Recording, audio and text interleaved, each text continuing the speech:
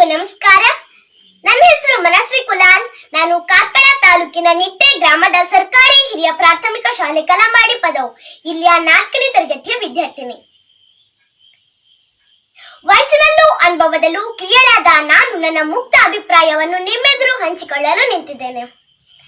ಇಂದಿನ ಶಿಕ್ಷಣ ವ್ಯವಸ್ಥೆಯಲ್ಲಿ ವಿದ್ಯಾರ್ಥಿಗಳಿಗೆ ಮೌಲ್ಯ ಶಿಕ್ಷಣ ಕಡ್ಡಾಯಗೊಳಿಸುವ ಅವಶ್ಯಕತೆ ಇದೆಯಾ ಅಂತ ನನ್ನ ಹತ್ರ ಕೇಳಿದ್ರೆ ನಾನು ಹೇಳೋದು ಖಂಡಿತ ಇದೆ.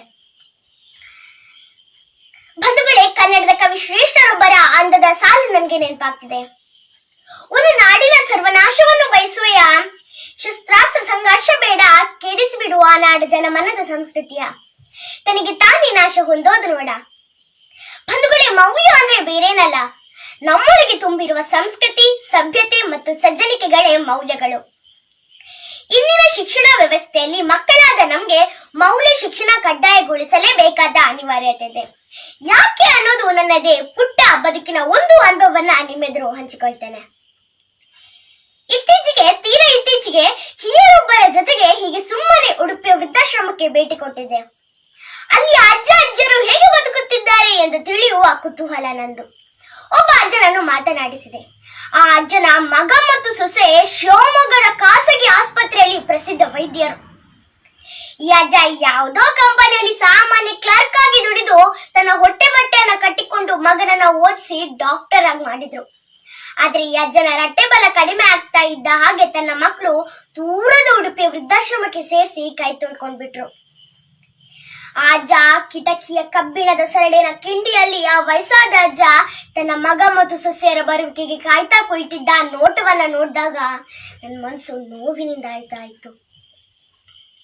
ಮೊನ್ನೆ ನನ್ನಪ್ಪ ಕರೆದು ವಾಟ್ಸಪ್ ನಲ್ಲಿ ತೋರಿಸಿದ್ರು. ಖಾಸಗಿ ಶಾಲೆಯೊಂದು ತಮ್ಮ ಮಕ್ಕಳನ್ನ ವೃದ್ಧಾಶ್ರಮವನ್ನ ತೋರಿಸಲೆಂದು ಕರೆದುಕೊಂಡು ಬಂದಿತ್ತು. ಅಲ್ಲಿ 6ನೇ ತರಗತಿಯ ಬಾಲಿಯೊಬ್ಬಳಿಗೆ ತನ್ನ ಅಜ್ಜನ ದರ್ಶನವಾಯಿತು. ಅವಳ ತಂದೆ ತಾಯಿ ತನ್ನ ಅಜ್ಜ ಸಂಬಂಧಿಕರ ಮನೆಯಲ್ಲಿದ್ದಾರೆ ಅಂತ ಹಸಿ ಸುಳ್ಳು ಹೇಳಿದ್ರು. ಆ ಹುಡುಗಿ ಮತ್ತು ಅವಳ ಅಜ್ಜ ತಬ್ಬಿಕೊಂಡು ಅಳುವ ದೃಶ್ಯವನ್ನ ನೋಡ್ತಿದ್ರೆ ನಮ್ಮೆಲ್ಲರ ಮನಸ್ಸು ಮರಗ್ತದೆ. ಬಂಧುಗಳೇ, ಯಾಕಿಂದ ಕಾಲ ಬಂತು ಗುರು ಹಿರಿಯರಿಗೆ ಮಾತಾಪಿತರಿಗೆ ಅಪಾರ ಗೌರವ ನೀಡಿ ಸಲಹುತ್ತಿದ್ದ ಆ ಭವ್ಯ ಭಾರತ ಇನ್ನು ಇಂತಹ ದುಸ್ಥಿತಿಗೆ ಇಳಿದಿದ್ದಾದ್ರೂ ಯಾಕೆ? ಎಲ್ಲೋ ಅಮೆರಿಕ, ಇಂಗ್ಲೆಂಡ್ಗಳಲ್ಲಿ ಕೇಳಿ ಬರುತ್ತಿದ್ದ ಓಲ್ಡ್ ಏಜ್ ಹೋಮ್ ನ ಪರಿಕಲ್ಪನೆ ಇನ್ನು ನಮ್ಮದೇ ಊರುಗಳಲ್ಲಿ ಕೇಳಿ ಬರುವಷ್ಟು ಹತ್ತಿರವಾಯ್ತಲ್ಲ. ಇದಕ್ಕೆ ಕಾರಣ ಏನು ಅಂತ ಕೇಳಿದ್ರೆ ಉತ್ತರ ಒಂದೇ: ಮೌಲ್ಯ ಶಿಕ್ಷಣದ ಕೊರತೆ. ಹೌದು, ಬ್ರಿಟಿಷರು ಭಾರತಕ್ಕೆ ಬಂದು ಮೆಕಾಲೆ ಆಧರಿತ ಶಿಕ್ಷಣ ವ್ಯವಸ್ಥೆಯನ್ನ ನಮ್ಮೊಳಗೆ ರೂಪಿಸಿದ ದಿನದಿಂದಲೇ ಹಂತ ಹಂತವಾಗಿ ನಮ್ಮೊಳಗೆ ಮೌಲ್ಯಗಳ ಸವಕಳಿ ಆರಂಭವಾಯಿತು. ಇಂದಿನ ನಮ್ಮ ಶಿಕ್ಷಣ ಸರ್ಟಿಫಿಕೇಟ್ಗಳಾಗುತ್ತಿದೆಯೇ ವಿನಃ ಜ್ಞಾನಾರ್ಜನೆ ಆಗುತ್ತಿಲ್ಲ. ಅಷ್ಟಕ್ಕೂ ಯೋಚನೆ ಮಾಡಿ, ನಮ್ಮ ಭಾರತೀಯ ಶಿಕ್ಷಣ ವ್ಯವಸ್ಥೆಯನ್ನು ರೂಪಿಸುವಾಗ ನಮ್ಗೆ ನಮ್ಮದೇ ಮಹರ್ಷಿ ಅರವಿಂದ, ಸ್ವಾಮಿ ವಿವೇಕಾನಂದ, ರವೀಂದ್ರನಾಥ ಠಾಗೂರ್ ಅವರು ರೂಪಿಸಿದಂತ ಶಿಕ್ಷಣ ವ್ಯವಸ್ಥೆಯು ಆದರ್ಶವಾಗಬೇಕಿತ್ತು. ಆದ್ರೆ ಆದರ್ಶವಾಯ್ತಾ? ಇಲ್ಲ. ಬಂಧುಗಳೇ, ದೇಶದ ಅರ್ಥ ವ್ಯವಸ್ಥೆಯು ಹಾಳಾದ್ರೆ ಹೊಸ ಹೊಸ ಯೋಜನೆ ತಂದು ಪುನಃ ರೂಪಿಸಬಹುದು. ಕಾರ್ಖಾನೆಗಳು ಈಗ ಬಿದ್ದು ಹೋದ್ರೆ ನಾಳೆ ಪುನಃ ಕಟ್ಟಬಹುದು. ಆದ್ರೆ ನಮ್ಮೊಳಗೆ ಮೌಲ್ಯಗಳು ನಾಶವಾದ್ರೆ ಹೇಳ್ತೀನಿ ಬಂಧುಗಳೇ, ಪುನಃ ರೂಪಿಸುವುದು ಕಷ್ಟ. ಹಾಗಾಗಿ ನಾವು ಎಚ್ಚೆತ್ತುಕೊಳ್ಳಲೇಬೇಕಿದೆ. ಮೌಲ್ಯ ಅಂದ್ರೆ ನಾವು ಬೇರೇನು ಕಲಿಯಬೇಕಿಲ್ಲ. ಸಂಸ್ಕಾರಭರಿತ ಬದುಕು, ಗುರು ಹಿರಿಯರಿಗೆ ನೀಡಬೇಕಾದಂತಹ ಗೌರವ, ನೆಲ ಜಲದ ಬಗೆಗೆ ಪ್ರೀತಿ ಮತ್ತು ಮಮತೆಯು ನಮ್ಮೊಳಗೆ ಬೆಳೆದರೆ ಅದುವೇ ಮೌಲ್ಯ ಶಿಕ್ಷಣ. ಇದು ನಮ್ಮ ಶಿಕ್ಷಣ ವ್ಯವಸ್ಥೆಯ ಅವಿಭಾಜ್ಯ ಅಂಗವಾಗಿ ನಮ್ಮೊಳಗೆ ಮನೆ ಮಾಡಬೇಕು.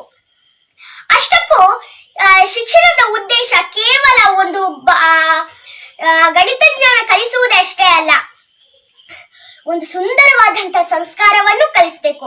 ಅದುವೇ ನಿಜವಾದ ಶಿಕ್ಷಣ. ಅಂತ ಶಿಕ್ಷಣ ಇಂದಿನ ಪೀಳಿಗೆಯವರಾದ ನಮ್ಗೆ ಸದಾ ದೊರಕಲಿ ಅಂತ ಹೇಳ್ತಾ ನನ್ನೆರಡು ಮಾತುಗಳನ್ನ ಮುಗಿಸ್ತಾ ಇದ್ದೇನೆ. ಜೈ ಹಿಂದ್, ಜೈ ಕರ್ನಾಟಕ ಮಾತೆ. ಧನ್ಯವಾದಗಳು.